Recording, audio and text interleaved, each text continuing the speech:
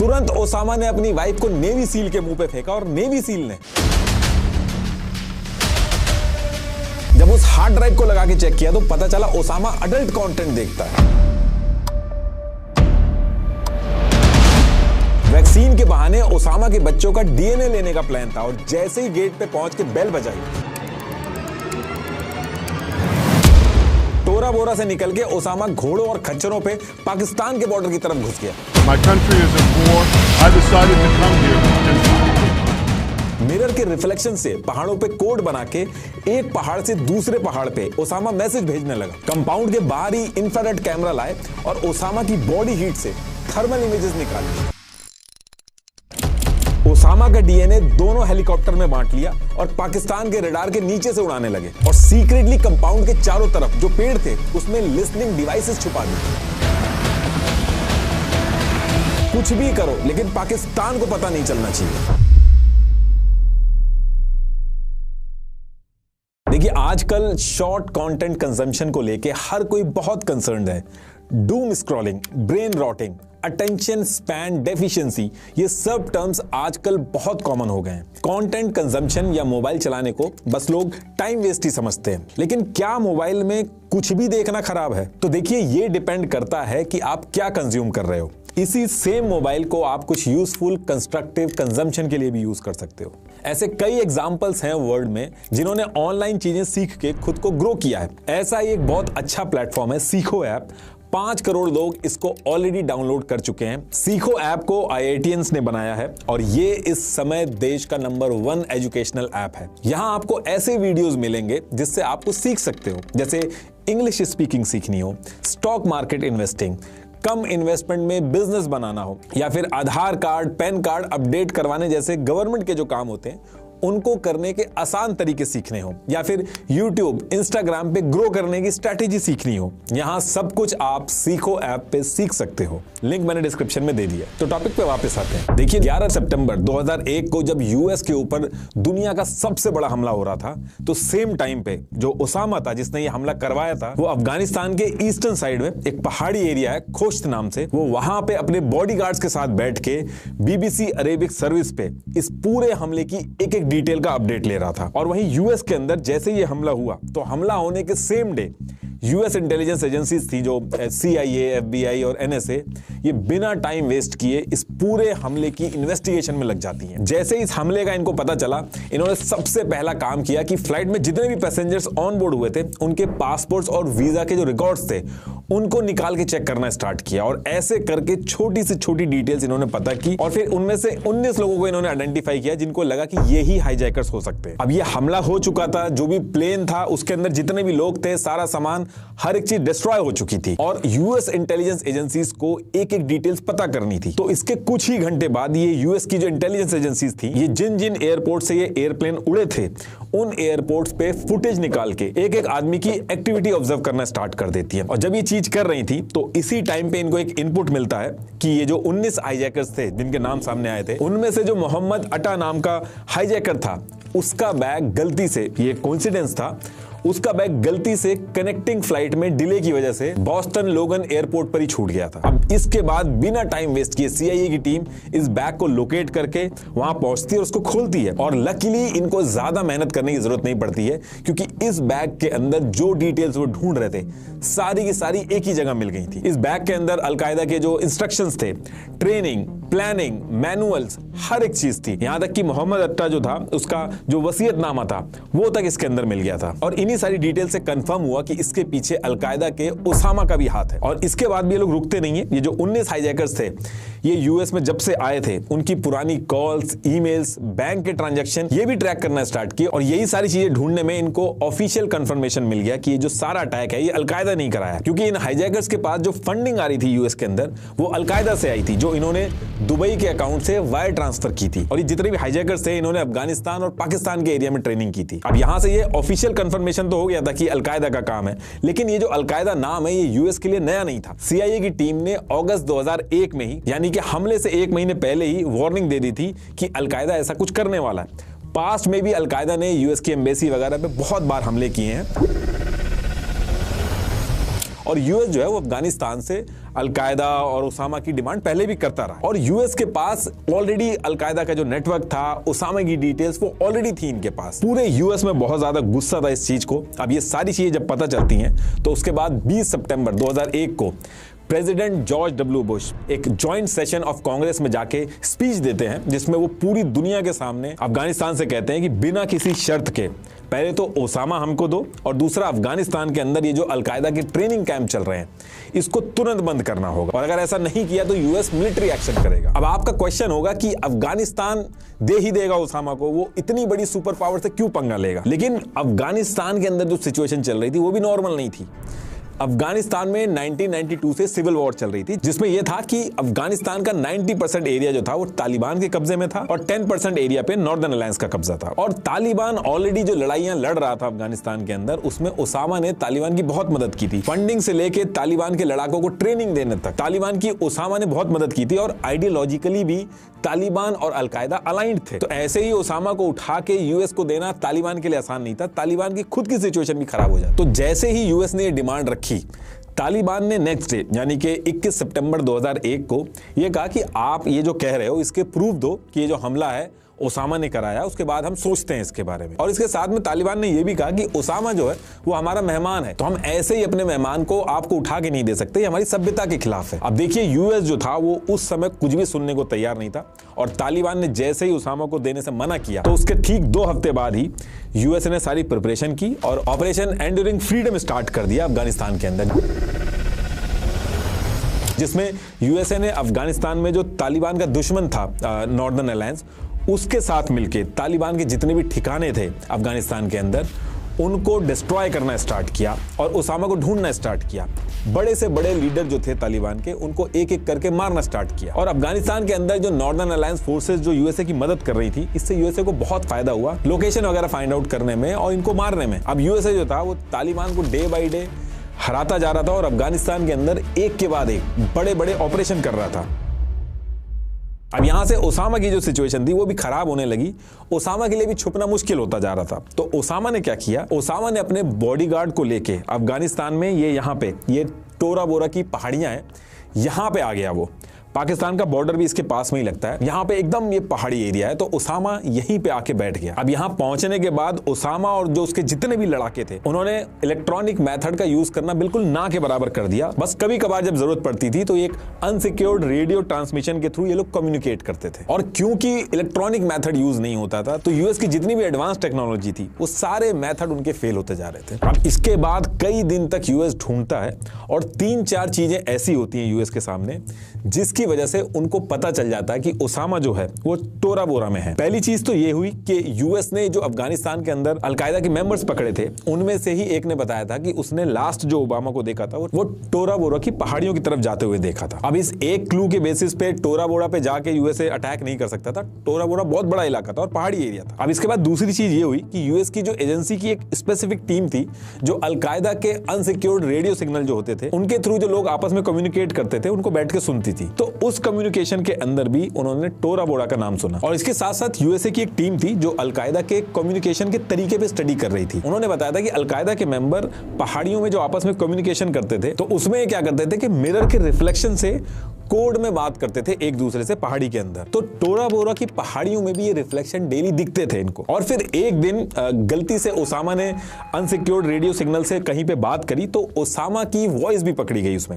Actually एक जलाल नाम का आदमी था जो 7 साल से ओसामा की वॉइस पे स्टडी कर रहा था। तो उसने आवाज सुन के कंफर्मेशन दिया कि ये ओसामा का ही स्पीच पैटर्न और अरेबिक डायलेक्ट है। अब जैसे ही ये सारी डिटेल्स इकट्ठी होती हैं तो इसके नेक्स्ट डे सारा इंटेल यूएस के वर्जीनिया जहां सीआईए का हेडक्वार्टर है वहां पे भेजा जाता है। उन्होंने सारे इंटेलिजेंस डेटा को कलेक्ट किया और इसको एक इलेक्ट्रॉनिक बैटलफील्ड मैप में कन्वर्ट कर दिया। मतलब कि इन्होंने जितना भी इंटेलिजेंस का डेटा था उसको ऑब्जर्व करके एक मैप बना दिया उसका। और फिर उसी मैप का यूज करके यूएस की सीक्रेट डेल्टा फोर्स जिसको मेजर डेल्टन फरी लीड कर रहे थे, इन्होंने नॉर्दर्न अलायंस को अपने साथ लिया, 70 सोल्जर्स और सीआईए की टीम अपने साथ रखी और टोरा बोरा की तरफ ओसामा को पकड़ने के लिए पहुंच गए। अब जैसे ही यूएस की डेल्टा फोर्स टोरा बोरा की पहाड़ी पे पहुंची तो 3 दिसंबर 2001 से 7 दिसंबर 2001 तक यूएस की डेल्टा फोर्स ने टोरा बोरा पे नॉन स्टॉप 4 दिन तक 7 लाख पाउंड बॉम्ब्स गिराए। इतनी ज्यादा बॉम्बिंग की थी कि टोरा बोरा की पहाड़ियों में अर्थक्वेक आ गया था। Battle of Tora Bora began in Afghanistan.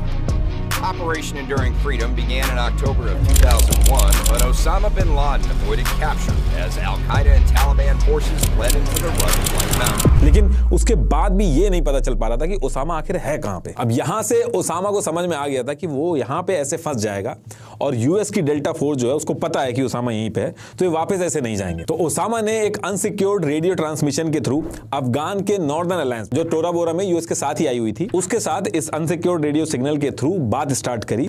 उसने कहा कि वो सरेंडर करने को रेडी है, लेकिन वो और उसके साथी नीचे आके सरेंडर तभी कर पाएंगे जब आप लोग बॉम्ब गिराना बंद करोगे। तो कहने का मतलब है कि वो इस कॉन्वर्सेशन में एक दिन की सीज फायर की डिमांड कर रहा था कि तभी वो सरेंडर कर पाएगा। अब सीआईए की टीम को यकीन तो नहीं था, वो और श्योरिटी चाहते थे कि सच में ओसामा ऐसा करेगा कि नहीं करेगा। तो वो जो ओसामा और उसके साथियों की जो रेडियो सिग्नल के थ्रू कॉन्वर्सेशन होती थी उनको और ज्यादा सुन रहे थे, और ओसामा को पता था कि ओसामा अपने लड़ाकों के थ्रू जो भी कॉन्वर्सेशन कर रहा है इस रेडियो पे वो यूएस सुन रही है। तो उसने उस रेडियो कॉन्वर्सेशन पे जितनी भी बातें करी सब इस तरीके से करी कि सीआईए की टीम को कंफर्मेशन मिल जाए कि सच में सरेंडर करने वाले हैं। और फिर सीआईए वाले ओसामा के झांसे में आ जाते हैं और 11 दिसंबर को नॉर्दर्न अलायंस से कहते हैं कि ओसामा से बात करके डील डन कर दो, और अगले दिन यानी कि 12 दिसंबर को ओसामा जो था उसको सरेंडर करना था।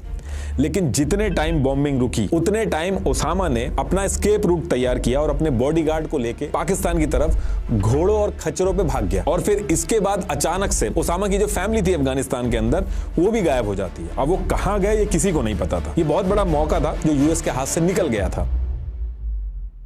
इसके बाद ओसामा तो यूएस के हाथ से निकल गया था, लेकिन सेम वीक में यानी कि 19 दिसंबर 2001 को सीआईए का एक अफगान इन्फॉर्मर था मुख्तार, उसके पास फिर से इंटेल आता है कि ओसामा की जो फैमिली है वो पाकिस्तान पहुंच गई है। तो इससे आइडिया लगाया गया कि अगर इसकी फैमिली पाकिस्तान पहुंच गई तो ओसामा भी पाकिस्तान में ही कहीं होगा। और फिर यूएस ने पाकिस्तान के साथ मिलकर पाकिस्तान में ओसामा को ढूंढना चालू किया, और एक्चुअल में ये इनपुट सही भी था। ओसामा पाकिस्तान का federally administered tribal area FATA जो था वहां पे चला गया था। पाकिस्तान के इस एरिया में ओसामा इसलिए गया था क्योंकि 2018 से पहले ये एरिया पाकिस्तान का एक स्पेशल सेमी ऑटोनॉमस रीजन था। यहाँ पे पाकिस्तान का मेन स्ट्रीम लीगल सिस्टम की बजाय ट्राइबल गवर्नेंस मॉडल चलता था, और ये यहाँ पे तहरीके तालिबान पाकिस्तान, हक्कानी नेटवर्क और लश्कर जंगवी LEJ जो था ये बहुत स्ट्रांग होल्ड था इनका, जिन्होंने ओसामा को यहां पे रखा। और इस एरिया में पहुंचने के बाद ओसामा ने अपनी पूरी स्ट्रेटजी चेंज कर दी थी। बाहर की दुनिया से किसी भी तरीके का कांटेक्ट जो था वो कट कर दिया था। यहां तक कि पहले जो अलकायदा के मेंबर्स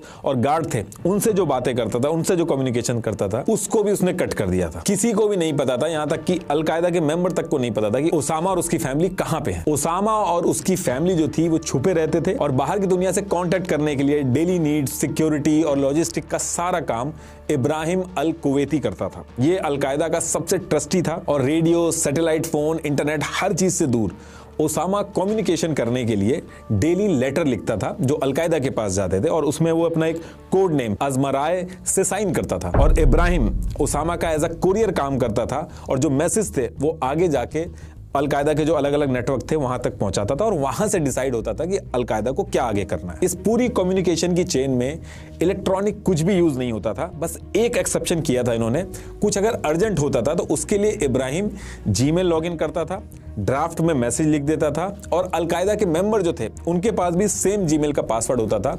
वो लॉगिन करके सेम ड्राफ्ट को खोल के पढ़ लेते थे, लेकिन एक दूसरे को सेंड नहीं करते थे। तो अब इस तरीके से ओसामा और उसकी फैमिली छुप के रहने लगे, और उनका कम्युनिकेशन और बाकी जितनी भी जरूरत की चीजें थी वो इब्राहिम संभालता रहा। और फिर कुछ टाइम बाद जब ओसामा का जो काम वगैरह था वो इब्राहिम से अकेले संभालना मुश्किल हो गया, तो इब्राहिम ने अलकायदा की लीडरशिप से परमिशन लेके अपने भाई अबरार अल कुवैती को भी ओसामा का कुरियर बनवा दिया। तो अब यहां से 2 लोग ओसामा के कुरियर बन गए थे। उस एरिया के अंदर इब्राहिम और अबरार जो थे वो दोनों साथ में अकेले रहते थे, तो लोगों को शक हो सकता था, तो एक फैमिली की तरह लगे। तो इस वजह से इन दोनों की शादी भी करा दी गई थी। 14 साल की बुशरा और मरियम से इनकी शादी करा दी गई थी, ताकि ये सारे लोग एक नॉर्मल पश्तो फैमिली की तरह दिखें। अब इधर तो ओसामा छुप के इस तरीके से रह रहा था, वहीं दूसरी तरफ डेली बेसिस पे यूएस की जितनी भी एजेंसीज थी वो ओसामा को ढूंढने का हर तरीका अपना रही थी। पाकिस्तान का जो पूरा FATA का जो रीजन था वहां पे ओसामा के ऊपर बड़े बड़े इनाम अनाउंस कर दिए गए थे कि छोटी से छोटी डिटेल्स भी हो, अगर कोई बताएगा तो उसको इनाम मिलेगा।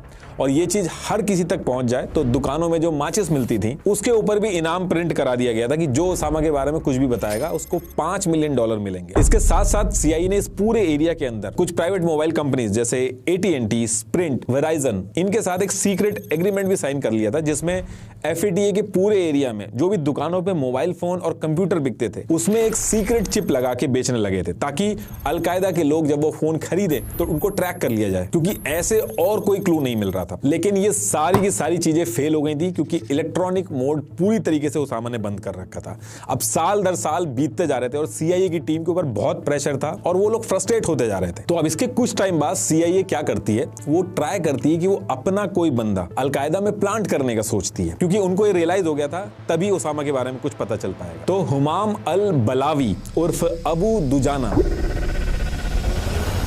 इस नाम से एक डॉक्टर था जो अलकायदा से लिंक के चक्कर में पकड़ा गया था। तो इसको CIA पकड़ के कहती है कि तुम हमारे डबल एजेंट बन जाओ, तुम्हें बस इतना पता करना है कि ओसामा कहां है और आगे की जिंदगी पूरी की पूरी तुम्हारी फ्री हो जाएगी, तुम्हें कोई जेल नहीं होगी। और फिर इस चीज के लिए हाँ कर देता है। तो इसको एक छोटी सी ट्रेनिंग करवा के और इसके बाद न्यूज फैला दी जाती है कि बलावी जो है वो CIA के हाथों से भाग गया है। अब यहां से इसका काम था कि अलकायदा का ट्रस्ट जीत के CIA को ओसामा के बारे में कुछ भी पता चले तो CIA को बता दे। बलावी जो था वो जैसा CIA कहती थी बिल्कुल वैसा ही किया। इसने अलकायदा का ट्रस्ट जीता और छोटे मोटे इनपुट देना स्टार्ट किया। और फिर इसके कुछ टाइम बाद इसने CIA को बताया कि अलकायदा को वैसे ही डॉक्टर की जरूरत थी, उनको इसके ऊपर बहुत ट्रस्ट हो गया। अलकायदा के मास्टरमाइंड अल जवाहरी का इलाज करने का टास्क इसको दिया गया। ये सारी मेडिकल रिपोर्ट वगैरह भी भेजता है और CIA इससे बहुत ज्यादा खुश हो जाती है। और फिर इसके कुछ दिन बाद ये CIA को एक सिक्योर्ड नेटवर्क के थ्रू बताता है कि इसको ओसामा के बारे में बहुत ही इंपॉर्टेंट चीज पता चल गई है, जिससे CIA ओसामा को पकड़ लेगी। और इसके बाद ये कहता है कि मैं आपको डिटेल बता दूंगा, आप मुझे फ्री कर देना। लेकिन फोन पे ये सारी डिटेल्स नहीं बता सकता, इसलिए मिल के ही बता पाएगा। CIA इसको अपने सबसे सिक्योर्ड कैंप चैपमैन में सीक्रेटली बुलाती है। सेम वीक बलावी का बर्थडे भी था, तो CIA की टीम इतनी खुश थी कि बलावी के लिए इन्होंने सरप्राइज केक भी रखा था कि जैसे ही आके ओसामा के बारे में बताएगा फिर सारे लोग मिलकर केक काटेंगे। और इस कैंप के अंदर CIA के सारे सीनियर ऑफिसर्स ही रहते थे। अब यहां से बलावी जो था वो आता है। इस पूरे कैंप के आसपास की जो सिक्योरिटी थी वो बहुत टाइट थी। पहले चेक पोस्ट पे सबकी चेकिंग हो रही थी, लेकिन CIA ने बलावी की चेकिंग करने को मना कर दिया था। दूसरी चेक पोस्ट पे भी इसकी कोई चेकिंग नहीं हुई, इसको सीधे कहा गया कि इसको आगे आने दो। अब सारी सिक्योरिटी से फ्रीली निकल के बलावी CIA के कैंप में पहुंचता है, जहां CIA की टॉप लीडरशिप वेट कर रही थी कि आज उसको ओसामा की लोकेशन का पता चलेगा। और बलावी CIA के सारे ऑफिसर्स के साथ मिलता है, दोनों हाथ आगे करता है और खुद को उसे उड़ा देता है।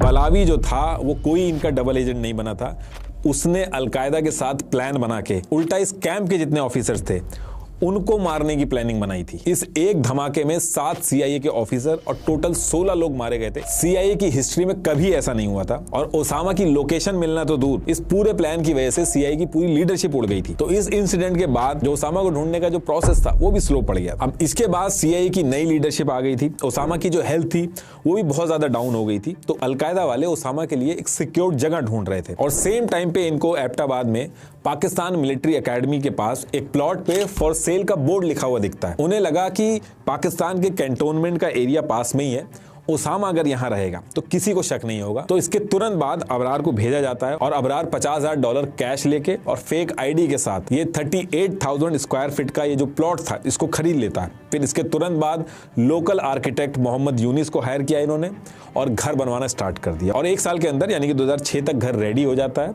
और 2006 में ओसामा, अबरार, इब्राहिम तीनों की फैमिली यहाँ पे शिफ्ट हो जाती है। घर के बाहर का सारा काम, अलकायदा को लेटर वगैरह भेजना, कम्युनिकेशन वगैरह मेंटेन करना और आगे की प्लानिंग करना अबरार और इब्राहिम ही करते थे कुरियर बनके। और घर के अंदर अबरार और इब्राहिम की जो वाइफ थी वो खाना वगैरह बनाती थी और बाकी सारे काम करती थी। और ओसामा जो था पूरे टाइम इस कंपाउंड के अंदर छुप के रहता था। अब ओसामा यहाँ शिफ्ट हो गया था और अगले 5 साल तक उसकी लोकेशन का US को कुछ नहीं पता चलता। अब इसके बाद डेट आती है 27 अगस्त 2010 और इस दिन CIA को बिल्कुल आइडिया नहीं था कि इतने सालों से वो जिसको ढूंढने के लिए दिन रात एक कर रहे थे आज वो उनको धोखे से मिलने वाला है। होता क्या है कि ओसामा का सबसे ट्रस्टेड कुरियर जो था, जिसका नाम इब्राहिम था, उसको किसी काम से पेशावर सिटी में जाना पड़ता है और पूरे पेशावर सिटी के अंदर ऑलरेडी जो सिग्नल्स थे वो CIA के रडार पे थे। अब जनरली इब्राहिम पेशावर जैसे एरिया में बात करने के लिए एक सिक्योर मेथड का यूज करता था, बट उस दिन आलस के चक्कर में वो पेशावर के पब्लिक एरिया में खड़े होकर अपने पर्सनल फोन से ही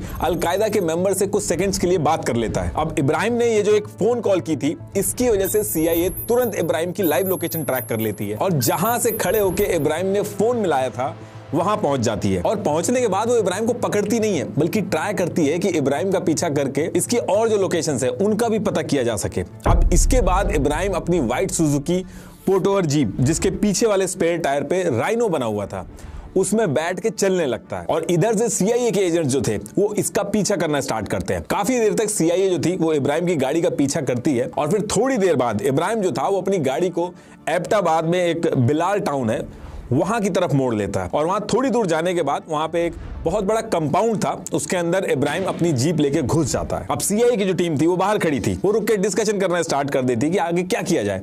मेनली ये लोग सोच रहे थे कि डायरेक्ट अंदर जाने की बजाय कुछ दिन तक इसी कंपाउंड को ट्रैक किया जाए कि इब्राहिम यहां से निकल के कहां जाता है और उसकी मदद से ये शायद ओसामा तक पहुंच सके। अब जब ये CIA के लोग आपस में डिस्कशन कर रहे थे तो इनका ध्यान इब्राहिम जिस कंपाउंड में घुसा था उस पर पड़ा और उस कंपाउंड को जब इन्होंने ध्यान से देखा तो वो कंपाउंड जो था इनको थोड़ा सा अजीब लगा। करीब 38,000 स्क्वायर फीट में ये पूरा कंपाउंड बना था, लेकिन इतने बड़े कंपाउंड में सिर्फ एक ही मेन एंट्री थी और दीवारें जो थी इसकी 18 फीट की ऊंची बाउंड्री बना रखी थी चारों तरफ और उन बाउंड्रीज के ऊपर भी बार्ब वायर लगा रखी थी। और ऊपर वाले फ्लोर को ये लोग देख के और ज्यादा सरप्राइज हुए, विंडोज नहीं थी और जो बैल्कनी थी उसमें 7 फीट की बाउंड्री करवा रखी थी। जनरली अगर आप बैल्कनी देखेंगे तो उसमें इतनी ऊंची बाउंड्री कोई नहीं लगवाता है। तो ये सारी चीजें देख के इनको डाउट होता है कि इब्राहिम के लिए इतना सारा अरेंजमेंट नहीं किया गया होगा, जरूर इब्राहिम के साथ इसमें कोई हाई वैल्यू टारगेट हो सकता है जो ओसामा तक पहुंचा दे। क्योंकि इस बात से ये लोग श्योर थे कि ओसामा इस कंपाउंड में नहीं होगा, क्योंकि वहीं थोड़ी दूर पे पाकिस्तानी मिलिट्री एकेडमी भी थी। ओसामा इतना बड़ा रिस्क नहीं लेगा कि पाकिस्तान मिलिट्री एकेडमी के पास ही घर बना के रहने लगे। इनको लगता था कि ये कहीं गुफा वगैरह या फिर पहाड़ों के बीच में होगा। अब इसके अगले दिन फिर से इस कंपाउंड के पास ये लोग पहुंचते हैं। ये लोग कंपाउंड के अंदर जो एक्टिविटीज होती हैं उनको ऑब्जर्व करना स्टार्ट करते हैं और जब और डिटेल्स इस कंपाउंड के बारे में पता चलती है तो और ज्यादा सरप्राइज हो जाते हैं लोग। इनको पता चला कि पिछले 5 साल से इस कंपाउंड के अंदर जो लोग रह रहे हैं वो आसपास के जो घर हैं, जो लोग हैं, उनसे किसी से भी मतलब ही नहीं रखते थे और उस टाइम पे घरों के अंदर वायर्ड फोन लाइंस होती थी। तो इस कंपाउंड के अंदर कोई फोन लाइन नहीं थी, इंटरनेट टेक्नोलॉजी किसी भी चीज का ये लोग यूज नहीं कर रहे थे। ये पूरा मिलिट्री एरिया था, उसके बाद भी यहाँ पे कोई सर्वेलांस कैमरा वगैरह कुछ भी नहीं लगा हुआ था इस एरिया में। और आसपास के लोग और बच्चों से इन्होंने इनडायरेक्टली कुछ बातें पता करने की कोशिश की तो इनको लोगों ने बताया कि बहुत ही पैसे वाले हैं। एक बार क्रिकेट खेलते हुए बच्चों की बॉल चली गई थी कंपाउंड के अंदर, तो इन्होंने बॉल वापस नहीं करी बल्कि उसकी जगह जितने की बॉल थी उसका 10 गुना पैसा इनको दे दिया। अब CIA के एजेंट ये सारी डिटेल्स लेके इनके जो डायरेक्टर थे उस टाइम पे लियोन पुनीटा, उनको ये ईमेल लिखते हैं। उस ईमेल का टाइटल था closing in on Osama bin Laden's courier. Mainly इस पूरे ईमेल में इन्होंने ये लिखा था कि ये जो कंपाउंड है ये नॉर्मल नहीं है, हमें लग रहा है कि ये भी हो सकता है इसके अंदर ओसामा हो। अब जब ये ईमेल मिलता है लियोन पनेटा को, वो तुरंत एक प्रेजेंटेशन बनाते हैं और इस प्रेजेंटेशन को बनाने के बाद ये सीधे प्रेसिडेंट बराक ओबामा के पास पहुंचते हैं कि देखिए ऐसे एक कंपाउंड मिला है जो कि पाकिस्तान के अंदर है, टीम को लग रहा है कि इसके अंदर ओसामा हो सकता है और इसके लिए हमें बिना पाकिस्तान को बताए पूरे कंपाउंड की एक इन्वेस्टिगेशन स्टार्ट करनी होगी। तो इस पे ओबामा कहते हैं कि भले ये कंपाउंड पाकिस्तान के अंदर है, आप बिना पाकिस्तान को कुछ बताए अपना काम स्टार्ट कर दो। अब जैसे ही व्हाइट हाउस से गो अहेड मिलता है तो सितंबर 2010 का स्टार्टिंग ही था, ये लोग इस कंपाउंड के बारे में पता करने में लग जाते हैं और ये सारे लोगों ने मिलकर एक कॉमन डॉक्यूमेंट बना लिया था जिसका नाम था एनाटॉमी ऑफ अ लीड। इसमें जो जो डिटेल्स इस कंपाउंड से रिलेटेड मिलती थी इसमें ये लोग ऐड कर देते थे, चाहे वो कितनी ही छोटी क्यों ना हो। अब जब ये लोग इस कंपाउंड को ट्रैक कर रहे थे तो इसी बीच में इनको पता चलता है कि बीच बीच में इस कंपाउंड में जो औरतें रहती हैं वो एक फोन का यूज करके कभी कभी बात करती हैं और उस बात करने के दौरान ये झूठ बोलती हैं कि ये कुवैत में है, जबकि ये थी पाकिस्तान के एबटाबाद के उसी कंपाउंड के अंदर। कई दिनों तक ये बेसिक इंफॉर्मेशन जो है दूर से रह के इस कंपाउंड को ऑब्जर्व करके इकट्ठा करते हैं और नवंबर 2010 में CIA की टीम जो थी, जो US के अंदर बैठी थी, वो ओबामा के पास पहुंचती है कि इस कंपाउंड में ओसामा के होने के बहुत स्ट्रॉन्ग चांसेस है, हमें जरूर इस कंपाउंड के ऊपर कोई एक्शन करना चाहिए, बहुत ज्यादा चांसेस हैं कि ओसामा इसके अंदर मिल जाएगा। अब ओबामा ये सारी डिटेल सुनने के बाद पूछते हैं कि आप ये जो स्ट्रॉन्ग फीलिंग कह रहे हो ये कितनी स्ट्रॉन्ग है, आप परसेंटेज में बताओ। तो जॉन ने उस टाइम पे कहा था 90%, उनकी टीम ने कहा 80% और CIA के डेप्यूटी डायरेक्टर माइकल मोरेल ने कहा 60%। और फिर उसके बाद ओबामा ने कहा कि ये जो कंपाउंड है पाकिस्तान के अंदर है, कोई एक्शन अगर हमें करना है तो थोड़ी और पॉसिबिलिटीज एक्सप्लोर करनी होगी। ये भी हो सकता है कि ओसामा की जगह गल्फ का कोई शेख भाग के वहां पे रह रहा हो, या कोई और भी हो सकता है, और गलती से भी हमने कोई एक्शन लिया और ओसामा की जगह कोई और हुआ तो ये हम अफोर्ड नहीं कर सकते, बहुत ज्यादा रेपुटेशन खराब होगी और पाकिस्तान से भी रिलेशन खराब होंगे। अब यहां से CIA के एनालिस्ट की जो टीम थी उनको समझ में आ गया था कि और डिटेल इकट्ठी करनी होगी अगर इस कंपाउंड के ऊपर कोई एक्शन करना है। उनको ये तो लगने लगा था कि ओसामा है इसके अंदर, लेकिन उनको प्रूफ चाहिए था, और उसके लिए ये लोग डिसाइड करते हैं कि एबटाबाद का ये जो कंपाउंड है इसके पास कुछ ऑब्जर्वेशन पोस्ट बनानी होगी और कोई लोकल बंदा जो ट्रस्टवर्दी हो उसको भी इंक्लूड करना होगा, वरना इस कंपाउंड की जो डिटेल्स हैं वो सही से नहीं मिल पाएंगी। तो CIA की जो टीम थी, इनके पास रिलेशन जो थे वो एक रिटायर पाकिस्तानी आर्मी ऑफिसर था, लेफ्टिनेंट कर्नल सईद इकबाल। इससे CIA की टीम के पास रिलेशन बहुत ही अच्छे थे। इन्होंने लेफ्टिनेंट कर्नल सईद इकबाल को इस पूरे कंपाउंड के बारे में बताया और कहा कि सीक्रेटली इसमें इनको इसकी मदद चाहिए। अब ये लेफ्टिनेंट कर्नल सईद इकबाल जो था, इसका एक दोस्त था डॉक्टर आमिर अजीज, जिसका घर ये जो कंपाउंड था उससे सिर्फ 80 यार्ड की डिस्टेंस पे था और उसकी छत से कंपाउंड के अंदर की कई सारी लोकेशंस दिखती थी। तो CIA की टीम ने इस retire lieutenant colonel Saeed Iqbal को आमिर के घर भेजने का डिसाइड किया। और फिर सैयद इकबाल आमिर के घर पहुंच के थोड़ी देर तो इधर उधर की बात करता है, फिर वो कहता है कि मुझे आपके डॉग से मिलना है। एक्चुअली आमिर के घर के अंदर जो डॉग्स थे वो छत पे थे, और इन डॉग से मिलने के बहाने retire lieutenant colonel Saeed Iqbal छत पे पहुंच जाता है और उसी छत के ऊपर से ये जो कंपाउंड था वहां पे मल्टीपल फोटोज खींच लेता है, और वो फोटोज जो है वो CIA को लाके दे देता है। इस कंपाउंड से रिलेटेड जितनी भी डिटेल्स मिल रही थी उसको जोड़ा जा रहा था, और इसका टास्क जो था वो CIA की एक अलग टीम थी जिसको गीना बेनेट लीड कर रही थी।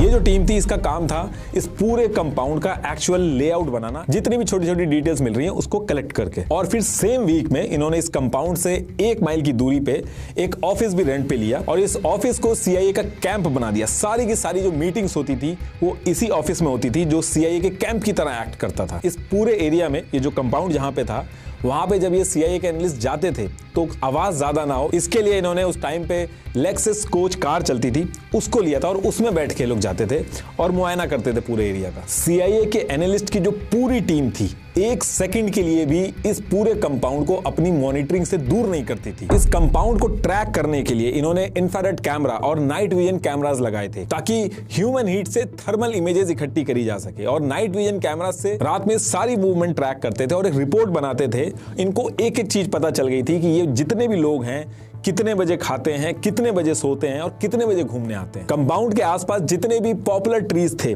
सब में लिस्निंग डिवाइस तक लगा दिए गए थे ताकि गलती से कोई भी बात हो तो वो सुनाई दे। अब इसके बाद दिसंबर 2010 स्टार्ट हो गया था और अभी तक इन्होंने जितनी भी डिटेल्स इकट्ठी की थी उससे इन्हें इतना पता चल गया था कि इस कंपाउंड के अंदर 20 से 22 लोग रहते हैं, जिसमें इनको तो लग रहा था कि ओसामा है, और ओसामा की 3 वाइफ और बच्चे इकबाल और अबरार जो हैं उसकी फैमिली इसके अंदर रह रही है। और इसके साथ साथ इन्हें यह भी पता चला था कि इस कंपाउंड के अंदर से रोज एक आदमी हैंड रिटन नोट्स भेजता है जो इब्राहिम एज अ कोरियर बन के आगे पहुंचाता है, और इस तरीके से पूरे अलकायदा के अंदर जितने भी लड़ाके वगैरह थे उनको मैसेज मिलता था और आगे की प्लानिंग डिसाइड होती थी। CIA की टीम बहुत ज्यादा श्योर थी कि इस तरीके के मैसेज कंपाउंड के अंदर से बैठ के ओसामा ही भेज सकता है, लेकिन उनके पास कोई प्रूफ नहीं था। CIA की टीम दिन रात बस वो एक प्रूफ ढूंढने में लगी थी जिसको ढूंढ के USA भेजा जा सके और तब जाके इस कंपाउंड के ऊपर कोई एक्शन प्लान किया जाए और ओसामा को पकड़ा जाए। अब इसके बाद दिसंबर के लास्ट वीक आते आते CIA की टीम जो मॉनिटरिंग कर रही थी उन्होंने डेली बेसिस पे एक एक्टिविटी नोटिस की। इस कंपाउंड के अंदर जो सबसे ऊपर वाला फ्लोर है इसमें एक लंबा आदमी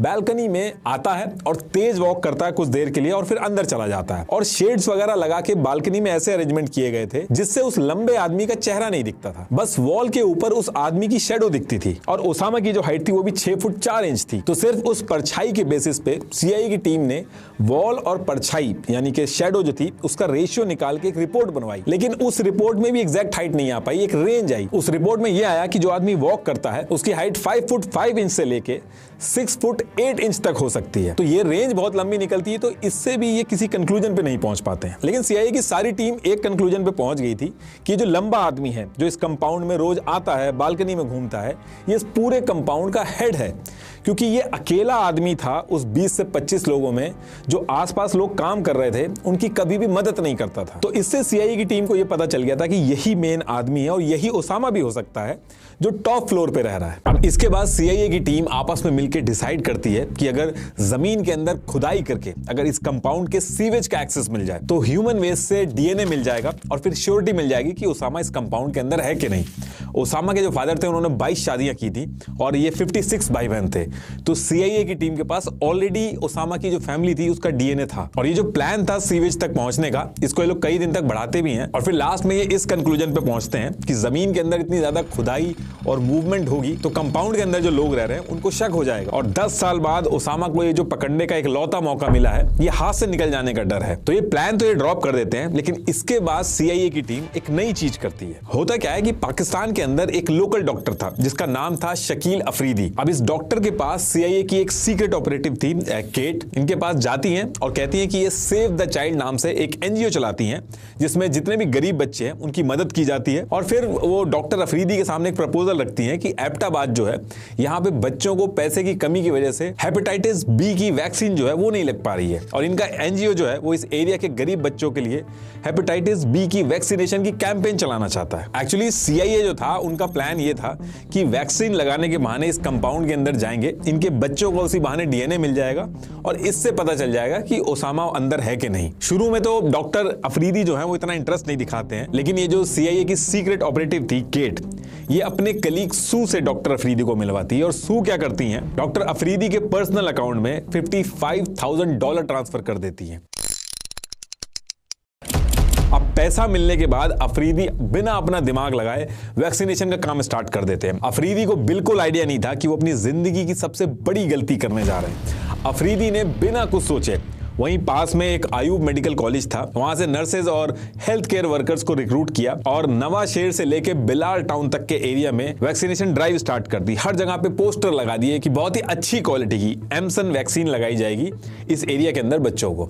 अब वैक्सीन की ड्राइव स्टार्ट होती है और डॉक्टर अफरीदी अपनी टीम के साथ उसी कंपाउंड के पास पहुंचते हैं जिसका इंतजार सीए वाले बहुत दिनों से कर रहे थे। और पहुंचने के बाद डॉक्टर अफरीदी जैसी बेल वगैरह बजाते हैं, इब्राहिम निकल के आता है और इन सबको भगा देता है। सू और केट जो है उनके कहने पे लोग फोन से भी कई बार ट्राई करते हैं इधर उधर से नंबर निकाल के, लेकिन वहां पे भी बात नहीं बनती है और सीआईए का ये जो प्लान था वो भी फेल हो जाता है। अब डॉक्टर अफरीदी ने पैसों के चक्कर में ड्राइव तो कर दी थी, लेकिन उनको पता नहीं था कि इसके पीछे यूएसए उनसे क्या करवा रहा था और इस एक गलती की वजह से डॉक्टर अफरीदी को 33 साल की सजा हुई। आज की डेट में भी ये जेल में पाकिस्तान से गद्दारी करने के नाम पे। अब ये प्लान फेल होने के बाद सीआईए जो था वो और चीजें एक्सप्लोर करने लगती है ताकि और डिटेल्स मिल सके।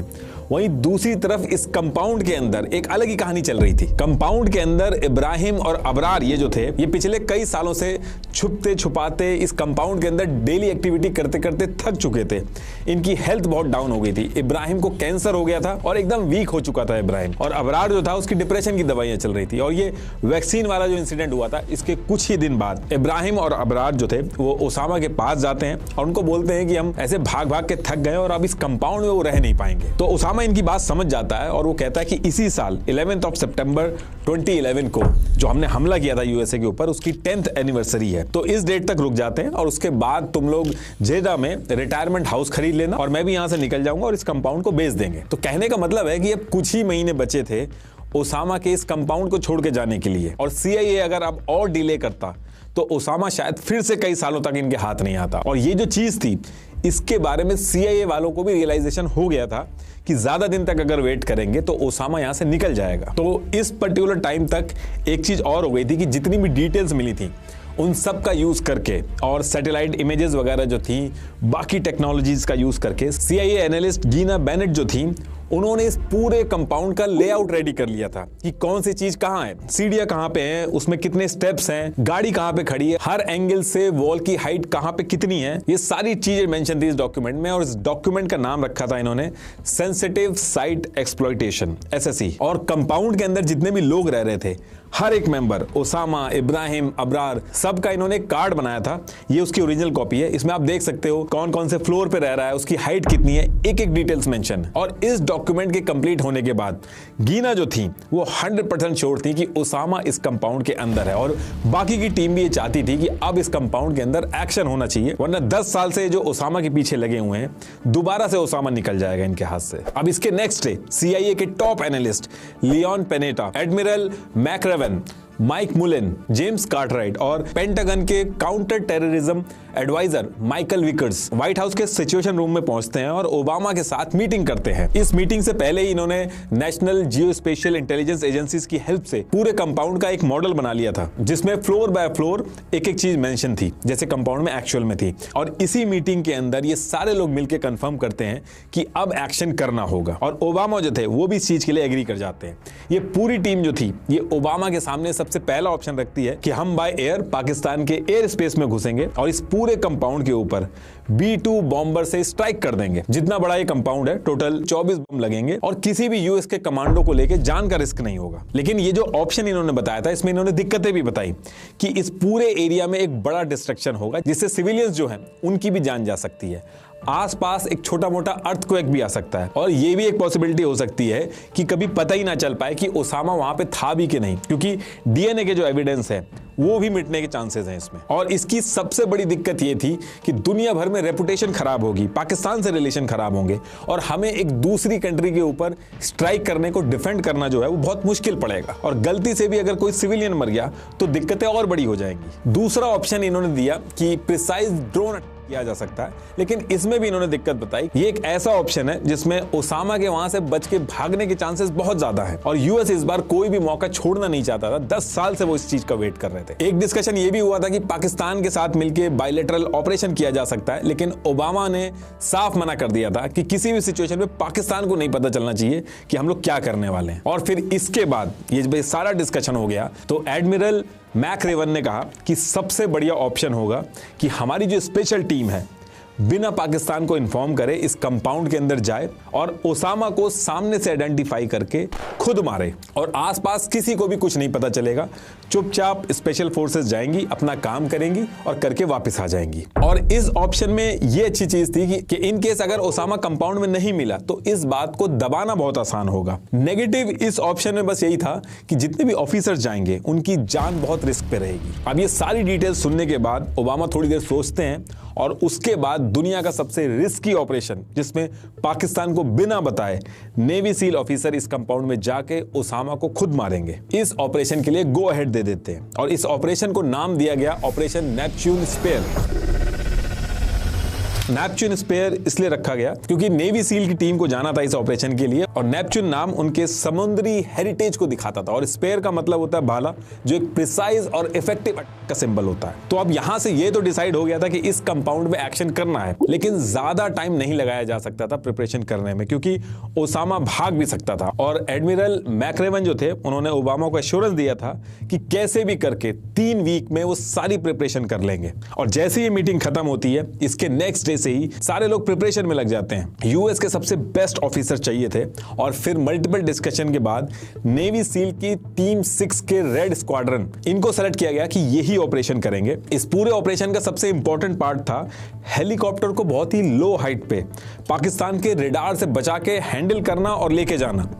इसके लिए यूएस आर्मी के 160 स्पेशल ऑपरेशन एविएशन रेजिमेंट के पायलट्स ले लिए गए। ये इस तरह की सिचुएशन के लिए बेस्ट माने जाते हैं। तो ऐसे करके टोटल 24 ऑफिसर्स सेलेक्ट किए गए जो इस सिचुएशन के लिए बेस्ट थे और उनका प्रीवियस रिकॉर्ड भी बहुत अच्छा था। और ये जितने भी लोग सेलेक्ट हुए थे, इनको किसी को भी इस ऑपरेशन के बारे में नहीं बताया गया था कि ये ओसामा को मारने के लिए सेलेक्ट हुए हैं। बस इनको इतना बताया गया था कि अफगानिस्तान और पाकिस्तान के एरिया में एक ऑपरेशन करना है और उसके लिए प्रिपरेशन करनी है। और फिर ये सारी चीजें होने के बाद 10th of April 2011 को ये जितने भी ऑफिसर्स थे जिनको सेलेक्ट किया गया था, इनको नॉर्थ कैरोलिना के जंगल में एक सीक्रेट लोकेशन पे ले जाया जाता है। और जब सारे ऑफिसर्स वहां पे पहुंच गए तो उनके सामने एबटाबाद वाला जो कंपाउंड था उसका एक मॉडल रखा हुआ था और वहीं से थोड़ी दूर पे एग्जैक्ट सेम साइज का कंपाउंड रेडी किया गया था ताकि ये सारे लोग प्रिपरेशन कर सकें। और इसके बाद इसी कंपाउंड के अंदर, जो कि एग्जैक्ट रेप्लिका थी उस ओरिजिनल कंपाउंड की, ये सारी टीम प्रैक्टिस करना स्टार्ट कर देती है। और प्रैक्टिस के टाइम में ही इन्होंने अपनी टीम में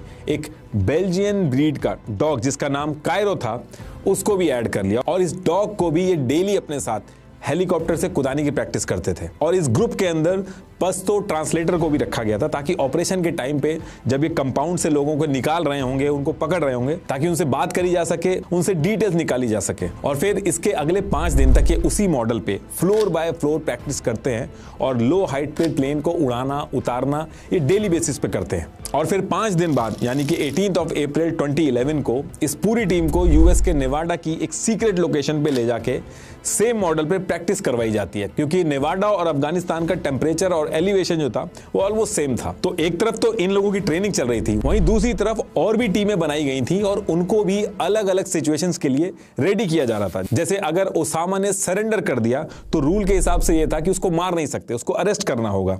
तो एक टीम बनाई गई थी जिसमें लॉयर्स, इंटरप्रेटर्स वगैरह थे ताकि अरेस्ट करके उस टीम के पास ओसामा को लाया जा सके। और इस इंटेरोगेशन टीम को रेडी करके अरेबियन सी में USS Carl Vinson aircraft carrier पे प्रैक्टिस करवाई जा रही थी और रेडी करवाया जा रहा था कि इन केस अगर ओसामा सरेंडर कर देता है तो उसको इसी एयरक्राफ्ट पे लाया जाएगा और ये स्पेसिफिक टीम जो है उसका इंटेरोगेशन करेगी। इसके बाद एक और टीम बनाई गई जिसको रोडेज और जॉर्ज लिटिल हेड कर रहे थे। इस टीम का काम था इस पूरे ऑपरेशन के बाद मीडिया को क्या कहना है। अलग अलग सिनेरियो के लिए ये लोग प्रिपरेशन कर रहे थे। जैसे अगर ओसामा मारा जाता है तब क्या कहना है मीडिया से, सरेंडर करता है तब क्या कहना है, नेवी सील अगर पकड़े जाते हैं या ऑपरेशन फेल हो जाता है उस केस में मीडिया को क्या ब्रीफिंग करनी है। इस टीम ने हर सिचुएशन के लिए मीडिया को क्या बोलना है, किस तरीके से बोलना है, सारी चीजें रेडी कर ली थी। और इसके साथ साथ मार्क केल्टन और एम्बेसडर कैमरॉन जो थे, इन्होंने भी अपने 2 प्लान रेडी करके सबमिट कर दिए थे। इस प्लान में यह था कि अगर नेवी सील ऑपरेशन में कहीं फंस जाते हैं तो भागना कैसे है। इसमें इन्होंने 2 प्लान रेडी करके एक इंडियन बॉर्डर की तरफ से एग्जिट रूट बनाया था, दूसरा कराची की तरफ से इन्होंने एग्जिट प्लान बनाया था जहां पे इन्होंने यूएसएस कार्ल विंसन शिप को वहां पे तैनात कर रखा था ऑलरेडी। तो ये सारी चीजें रेडी करने के बाद जो मोटा मोटी जो इन्होंने प्लान बनाया था वो ये था कि ये सारी टीम जो है वो पहले यूएसए से ट्रेनिंग वगैरह लेके अफगानिस्तान की जलालाबाद में जो यूएस का एयरबेस है वहां पे जाके रुकेंगी और ऑर्डर्स का वेट करेंगी। और जलालाबाद वाले एयरबेस में total 5 helicopters, 2 UH-60 Black Hawk stealth helicopters और 3 बोइंग CH-47 चिनूक हेलीकॉप्टर्स इनका वेट करेंगे। और जब गो हेड मिलेगा तो ये लोग इन हेलीकॉप्टर्स को पाकिस्तान के एयर स्पेस से लो हाइट पे उड़ा के पाकिस्तान के रेडार से बच के लोकेशन पे पहुंच जाएंगे। ये जो हेलीकॉप्टर्स थे ये स्पेशल थे, इनको कस्टमाइज भी किया गया था।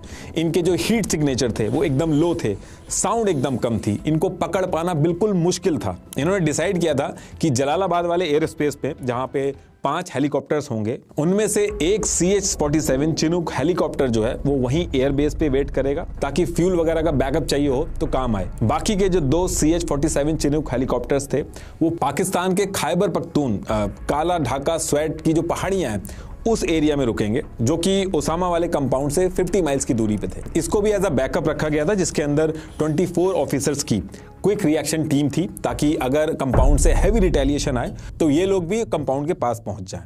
और बाकी जो 2 US-60 black Hawk stealth helicopters थे इनका मेन काम था ओसामा वाले कंपाउंड पे जाना और ऑपरेशन को पूरा करना। इसके साथ साथ RQ-170 सेंटिनल स्टेल्थ ड्रोन जो था वो पूरे कंपाउंड के ऊपर रहेगा और हर एक चीज मॉनिटर करेगा। तो ये प्लान इन्होंने सेट किया था और एज पर प्लान 26 अप्रैल 2011 को पूरी टीम पहले अफगानिस्तान के बगराम एयरफील्ड पहुंचती है, एक दिन यहां पे रेस्ट करती है और नेक्स्ट डे यानी कि 27 अप्रैल को अफगानिस्तान के जलालाबाद वाले एयरबेस पे पहुंच के सारी टीम ऑपरेशन को पूरा करने के लिए ऑर्डर्स का वेट करने लगती है। अब इसके नेक्स्ट डे यानी 28 अप्रैल 2011 को ओबामा मीटिंग करते हैं और मॉर्निंग में 8:20 पे इस पूरे ऑपरेशन के फाइनल अप्रूवल पे साइन कर देते हैं। और साइन होते ही 38 अप्रैल 2011 की डेट जो है वो फिक्स कर दी जाती है इस ऑपरेशन के लिए। लेकिन जैसे ही डेट फिक्स की जाती है उसी टाइम पे वेदर की जो रिपोर्ट होती है वो खराब आने लगती है। इस दिन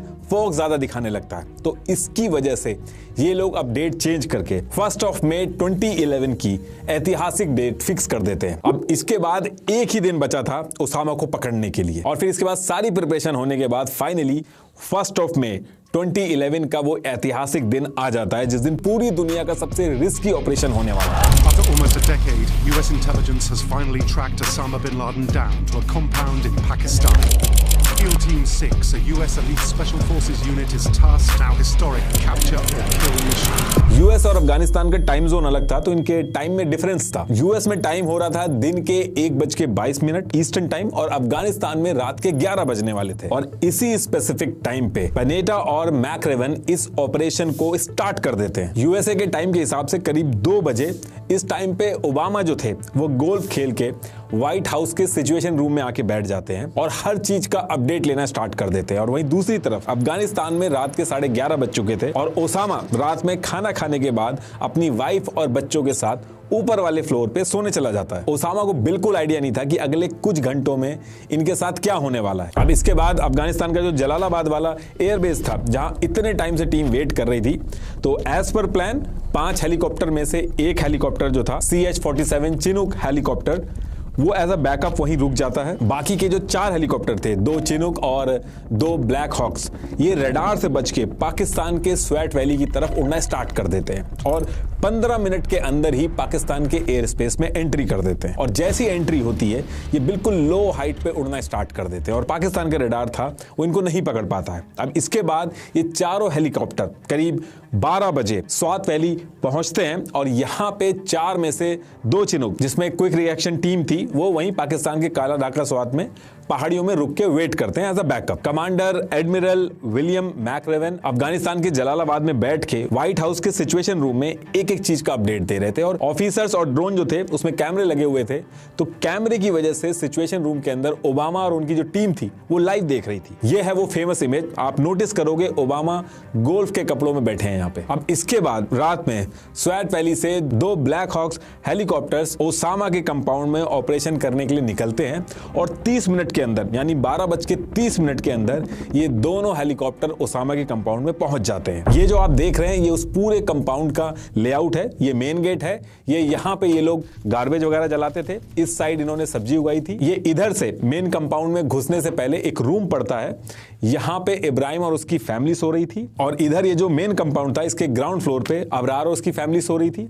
फर्स्ट फ्लोर पे ओसामा का बेटा खालिद था, और इसके ऊपर वाले फ्लोर पे ओसामा अपनी वाइफ और बच्चों के साथ सो रहा था। अब पहला ब्लैक हॉक हेलीकॉप्टर जो था इसमें 12 नेवी सील कमांडर्स थे, इस टीम का नाम था चॉक 1, और दूसरा ब्लैक हॉक हेलीकॉप्टर जो था इसमें भी 12 नेवी सील्स थे, इनके साथ एक डॉग और एक ट्रांसलेटर भी था, इनकी टीम का नाम था चॉक 2। अब इसके बाद चॉक 2 वाला जो हेलीकॉप्टर था वो हवा में ही रहता है, और इसमें से एक नेवी सील ऑफिसर डॉग के साथ उतरता है, और उतर के ये इस तरफ कंपाउंड के मेन गेट पे जाके गार्ड करता है, ताकि कोई भी बाहर से आए या कोई भागने की कोशिश करे तो उसको संभाला जा सके। और इसके बाद 3 और नेवी सील ऑफिसर रोड पे उतरते हैं और वहीं रोड पे उतर के वेट करने लगते हैं, और फिर इसके बाद बाकी नेवी सील ऑफिसर जो थे वो भी उतरते हैं और रोड की साइड वाली वॉल से कूद के ओसामा वाला जो मेन कंपाउंड था उसकी तरफ बढ़ते हैं, और पहुंचते ही ये पूरे कंपाउंड की लाइट बंद कर देते हैं, ताकि कंपाउंड के अंदर जितने भी लोग हैं उनको मूवमेंट करने में दिक्कत हो और कुछ भी दिखे नहीं। बाकी इस ऑपरेशन के अंदर बाकी जितने भी नेवी सील्स ऑफिसर थे उन्होंने नाइट विजन ग्लासेस पहन रखे थे,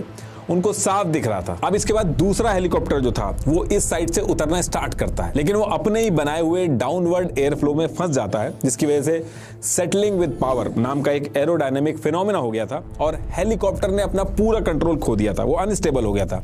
ट्रेनिंग के टाइम पे इन्होंने जो कंपाउंड बनाया था उसकी जो वॉल थी वो छोटी हाइट की थी और उसमें चेन लिंक फेंसिंग थी, जबकि जो ओरिजिनल कंपाउंड था उसकी हाइट भी ज्यादा थी और वो कंक्रीट की बनी हुई थी। तो हेलीकॉप्टर के ब्लेड उसमें लगते हैं और हेलीकॉप्टर अनस्टेबल हो जाता है, लेकिन फिर भी पायलट ने दिमाग लगा के हेलीकॉप्टर को नोज पे लैंड करवा दिया। इससे बाकी जो नेवी सील्स ऑफिसर्स थे वो सेफली बाहर निकल जाते हैं, लेकिन हेलीकॉप्टर की टेल दीवार से बाहर लग के टूट जाती है।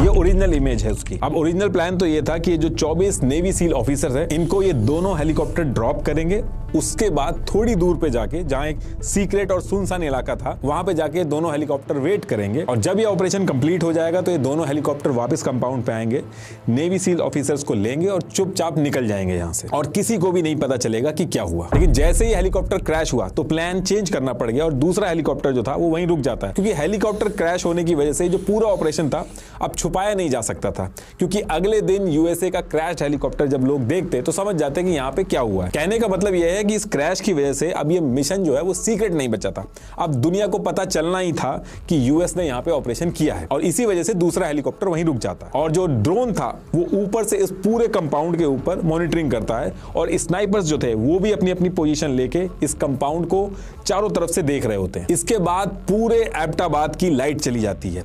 ये भी सीआईए के प्लान का एक हिस्सा था, ताकि ज्यादा विजिबिलिटी ना हो और लोगों को ज्यादा पता ना चले। लेकिन एक शोएब अतर नाम का आदमी जो कंप्यूटर पे काम कर रहा था, उसने उस टाइम अपने ट्विटर हैंडल रियली वर्चुअल से ट्वीट किया, helicopter hovering over Abbottabad region at 1 AM is a rare event. अब इसके बाद ये जो टीम थी इस तरफ से घुसती है और C4 एक्सप्लोसिव का यूज करके गेट तोड़ती है, फिर इस साइड जाती है। इसमें इब्राहिम और उसकी फैमिली थी, और इन्होंने रूम अंदर से बंद कर रखा था, और सील टीम के मैथ्यू जो थे वो इस रूम के पास गए, तो बंद रूम के अंदर से ही इब्राहिम ने गोलियां चला दी। इधर से नेवी सील भी गोली चलाते हैं और इब्राहिम मारा जाता है, और फिर जब इब्राहिम मर जाता है तो गेट खोल के इब्राहिम की वाइफ निकलती है, क्योंकि उसको डर था कि बच्चों को कहीं गोली ना लग जाए। बच्चे जो थे इन्होंने बोरियों के पीछे छुपा रखे थे। मैथ्यू अपनी टीम के साथ इन लोगों को वहीं सरेंडर कराता, बच्चों को भी वहीं रोकता। उसके बाद अपनी टीम के साथ मेन कंपाउंड की तरफ बढ़ता है और C4 एक्सप्लोसिव का यूज करके दूसरा गेट भी तोड़ते हैं। अब जब ये मेन कंपाउंड की तरफ बढ़ते हैं, वहां पे ओनील की टीम ट्रांसलेटर के साथ मेन कंपाउंड की तरफ ऑलरेडी बढ़ रही थी। इस टाइम पे हेलीकॉप्टर पूरे कंपाउंड के चक्कर लगा रहा था, और ओसामा की दिक्कत ये थी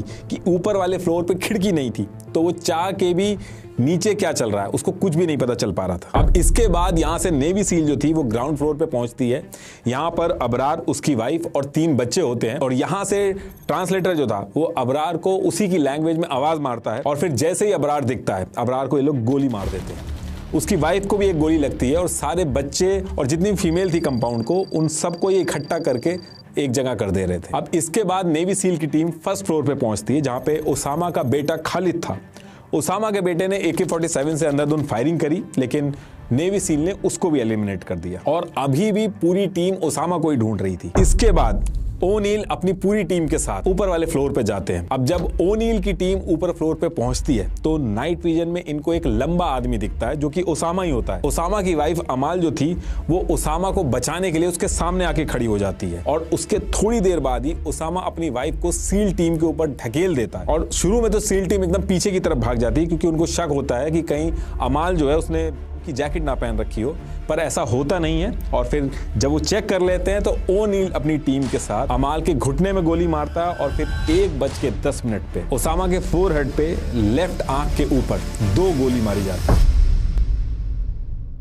अब यहां से ओसामा मर तो गया था, लेकिन अभी भी सील टीम जो थी उसको कंफर्म नहीं पता था कि जो मारा गया आदमी है वो ओसामा ही है कि नहीं। नेवी सील ऑफिसर बीसन नेट ने बेड से एक चादर उठाई और ओसामा के मुंह को भी साफ किया, फोटो भी खींची और आगे भेजी। 15 मिनट तक यही सब चलता रहा, और ये कंफर्म करते रहे कि जो मारा गया आदमी है वो ओसामा है कि नहीं। इन्होंने ओसामा की हाइट भी नापने की कोशिश की, लेकिन मेजरिंग टेप जो था उसको लाना भूल गए थे। इसके बाद जो ट्रांसलेटर था वो ओसामा की बेटी सुमायान और मरियम से पूछा कि ये आदमी कौन है, तो मरियम तो झूठ बोल देती है, वो कहती है कि अब्दुल्ला बिन मोहम्मद है ये, लेकिन सुमैया जो थी वो सच बोल देती है कि उसका फादर ओसामा है। और फिर डबल कंफर्म करने के लिए तीसरी बेटी जो 11 साल की थी सैफैया, इससे भी पूछा जाता है, ये भी कहती है कि ओसामा है। और फिर ओसामा की दूसरी वाइफ खैरिया जो थी उससे पूछा जाता है, तो वो भी ये कहती है कि ये जो आदमी मारा गया ये ओसामा ही है। और तब जाके जो नेवी सील की टीम थी उनको कंफर्म होता है कि उन्होंने ओसामा को मार दिया। और फिर इसके बाद ये अफगानिस्तान में बैठे मैकरेवन को सैटेलाइट फोन से कॉल करके बोलते हैं जेरोनिमो ईकिया। जेरोनिमो CIA की टीम ने ओसामा का निकनेम रखा था, और ईकिया का मतलब enemy killed in action. Same चीज व्हाइट हाउस में भी बता दी जाती है। और इसके बाद